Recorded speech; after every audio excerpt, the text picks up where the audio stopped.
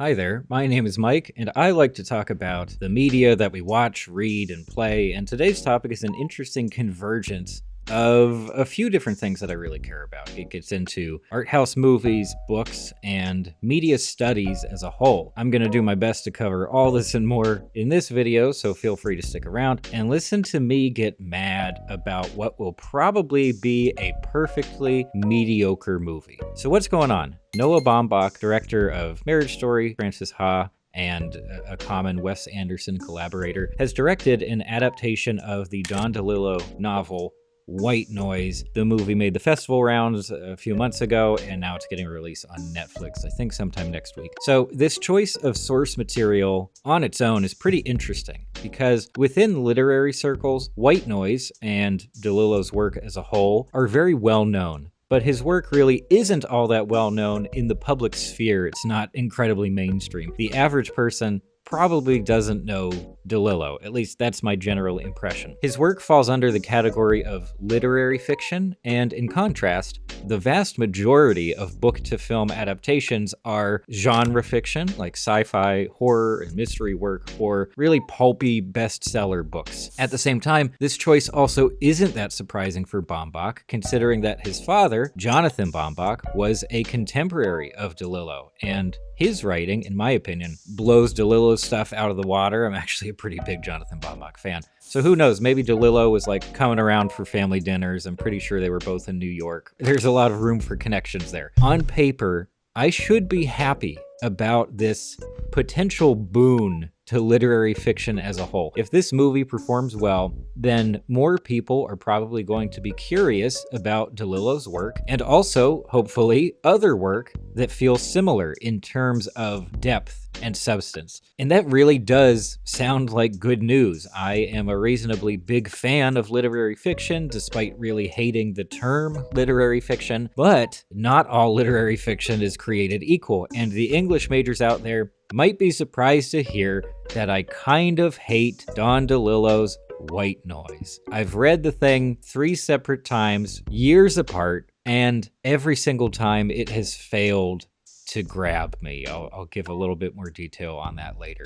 But to give you a quick idea of what this book is, it's basically like a meandering story about an aggressively average suburban family who are hyper immersed in the trappings of this particular cultural segment during this particular moment in time, which is the 1980s. There's a disaster called the airborne toxic event, which forces the family to snap into survival mode despite them not being at all well suited to survival and tangible real world conflict. But that's just the surface story. This is literary fiction after all, which means that everything means something else. And White Noise is now considered a thoughtful commentary on many aspects of mundane American life during an age of accelerated consumerism. And I'm not going to argue about that. I do think the book is trying to say a lot of things about the dark side of being trapped in this cycle of like bland need satisfaction in an environment that seems to encourage homogeneity. We're still dealing with plenty of those issues. We could even argue that White Noise was a forerunner to plenty of popular movies that tried to tackle suburbia in a meaningful way, such as David Lynch's Blue Velvet and Tim Burton's Edward Scissorhands. White Noise and other DeLillo stories also do an admirable job of trying to discuss a collective cultural obsession with television, something that's noted in detail in David Foster Wallace's very good but somewhat tiring essay on television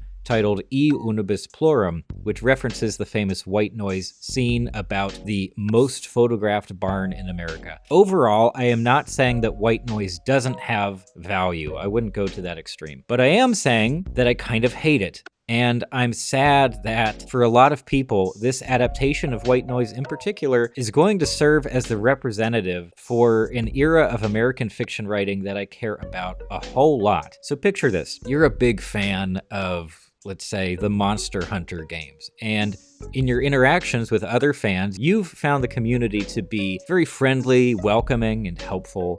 You really like hanging out with these people.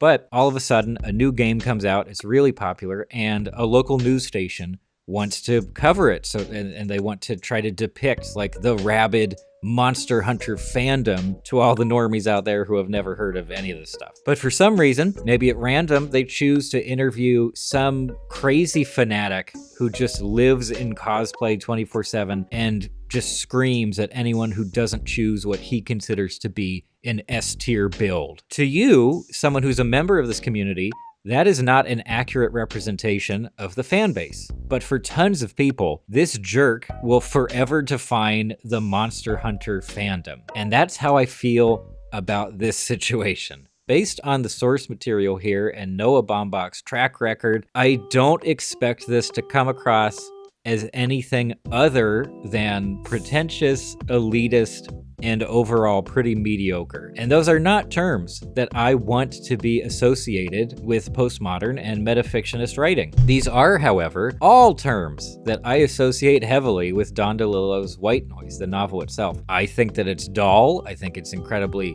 pedantic, and there are multiple characters in it who are just absolutely insufferable, and not in a fun way. It feels like they're just this way to make a point in a really clumsy fashion. And this brings me to one of my least favorite things about quote-unquote serious art. A lot of stuff in the fine arts, literary fiction, art house movies. It's not universal, but there is a tendency to focus very much so on like messaging and substance and commentary, while seemingly ignoring surface level like craft and entertainment value.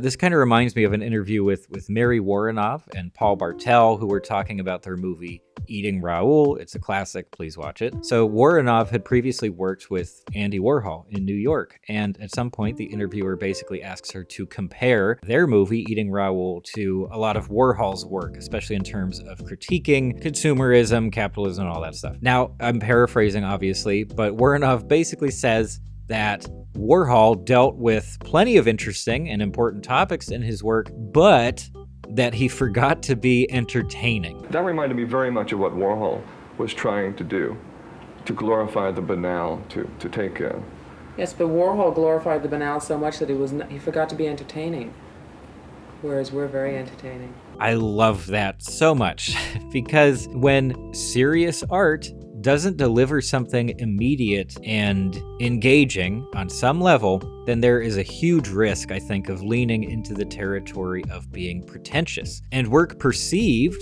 as pretentious isn't going to help anybody, and it's definitely not going to attract new people into the fold. Again, one of my least favorite things about the literary community or the art house filmmaking community and its fans is the incredibly common thread of snobbery. There are certain people who just really seem to get off on being exclusionary. This is not something that's universal. You can find pockets of accessibility and friendliness in these communities, but more often, in my experience, you find people trying to come up with reasons why it's okay not to appeal to mainstream audiences and bring more people in. In fact, I was talking with a friend about our mutual dislike of DeLillo's work, and they told me a story about running into some guy who was just like really bold and brash about hating on other authors and like, oh, you like that guy? Oh, he's terrible. And apparently DeLillo was the only author that this guy admitted to liking. I guess because he was like, oh, that's unreproachable. Everybody knows he's so great. So to try to combat this in the smallest way, here's what I would like to do. I would like to offer some alternatives to anyone who ends up watching the White Noise movie on Netflix and who wants to explore more work that's in the same vein, but that maybe doesn't have the same vibe of like aggressive snobbery and elitism. Read some Jonathan Baumbach. Look for some Donald Barthelme stories. They're really fantastic. And if you do like White Noise for some reason, but you want to read a far better version of it, please grab a copy of a book called You Too Can Have a Body Like Mine by Alexandra Kleeman. It's just better in every way that I can think of. It covers very similar subject matter, and it busts the myth that all the good writing happened sometime in the past, a myth that Noah Baumbach is unconsciously proliferating with this new movie. And that brings us to the close of the video. Thank you so much for sticking in there. I know it's a little bit dense. I know it's a lot of information for someone who's not super familiar with some of this stuff and with these particular communities, but I really do appreciate you hanging in there and giving a listen to what I had to say. But for now, I'll just say thanks for stopping by.